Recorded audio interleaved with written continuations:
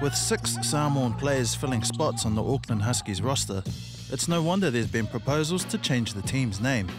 We saw like a flyer going around that said renamed the team the Samoan Huskies. We've got currently, I think we've got 6 Samoans. One of the full Samoan players, good friend of mine, Johnny Fesolai, Isaiah Leafa. Got the young guy that a lot of kids are talking about who just finished from Mags, Nate Wilson. We've got Anahaku, and then we've got the Marvin William Duns, who's a Samoan also. And then I squeeze in at the very end with Samoan Niue and Cook Island ethnicity.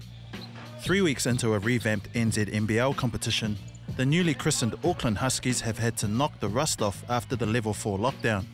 We didn't really have access to a basketball court at the time, so it was little things from just doing a workout at home to riding the bike within, the zones that we were allowed to go to, and it was a hard time not getting to a basketball court. It took a couple of weeks to get that touch back, and all these sessions that we're doing now is still fine-tuning for us to, be better in the weeks to come.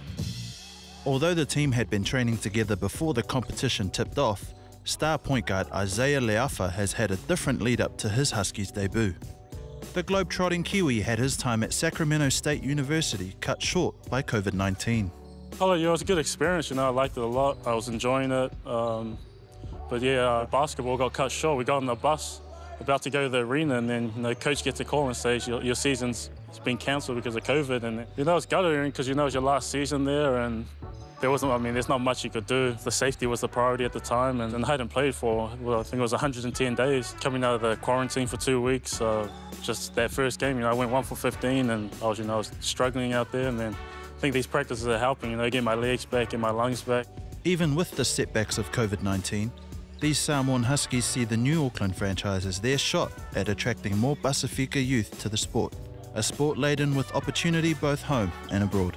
Now it's like there's names that are popping up that I'm still getting to know, and it's not only just the males, it's the females now. We've got a lot of female hoopers that are going over to college and university in the States, getting their educations and going out there and performing. When I was coming up, it was tough for us to get to the States because there was no point of recognition. But with social media now, these kids get opportunities around the world.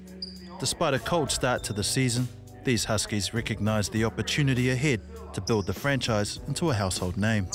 For basketball alone, I think it's huge, especially now that this is Auckland's team. And us as players, we're trying to push that.